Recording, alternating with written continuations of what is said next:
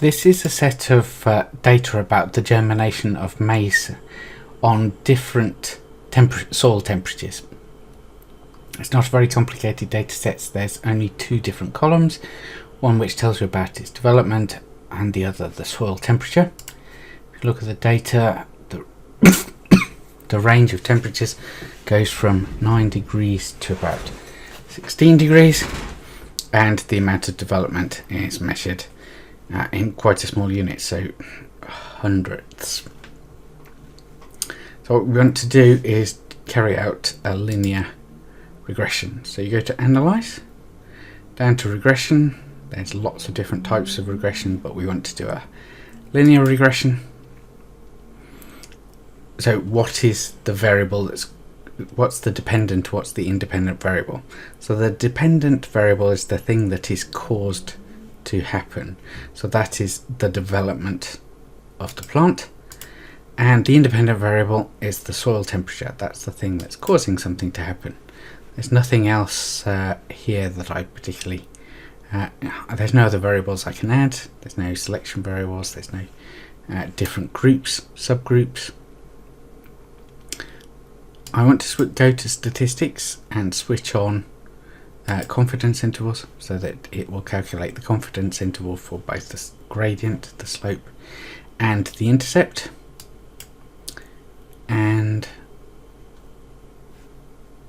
what I'm also going to do is calculate the residuals. So I'm going to calculate the unstandardized residuals. So that will be the difference between the line of best fit and each of the individual measures that you've got in your dataset. That gives you some kind of indication as to whether your line is a good fit or not. Press OK. So looking at this, we can see from the regression output, this is the model. So the model is looking at soil temperature and using this to predict the development. The value for R, Pearson's correlation, is 0.816. The R squared is 0.666, which is not particularly high. It's not terrible, but it's only 66.6% of the variation of Y is explained by the variable that is within X. Next, you have the ANOVA table. The key things here are the F statistic and the significance value. So you need to check whether the p-value is less than 0.05. That tells you that your regression line is a valid model. So it is. That's always important to check that you've created a model that's valid. The constant, that is the intercept. If you look along to the B column, which represents betas, so you have two things. You have the constant and the thing that's related to the soil temperature, so that is the gradient. So we have a constant of minus 0.065, and you have a soil temperature, a gradient that is 0.010. If you look into the sigma columns, the gradient is definitely a lot less than 0.05, and also the intercept is less than 0.05. So these are both significant values indicating that you've got a good fit of your line.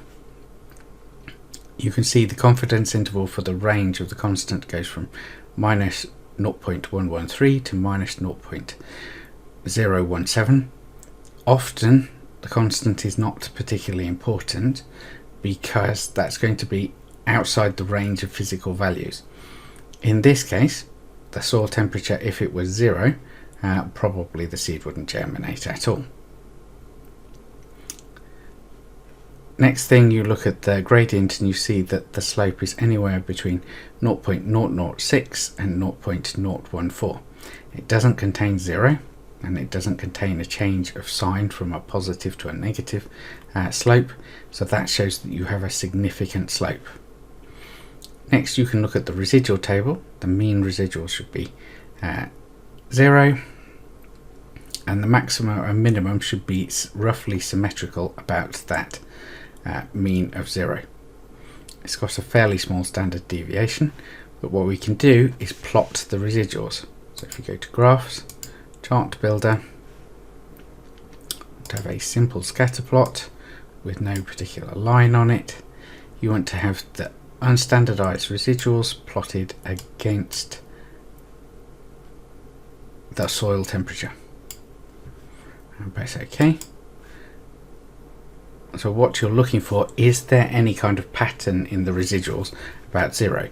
So what they should be is symmetrically distributed above and below the 0 difference line, and there shouldn't be any kind of pattern, so no kind of curve, and that's what we see here. You don't want to see anything that's more than 2 standard deviations above or below. Standard deviation for the residual is 0.016, so what you're looking for is values that are more than 0.032. So here there's one that's possibly an outlier, but all of the rest of the data is fine. The single data point that you might want to look at is this one.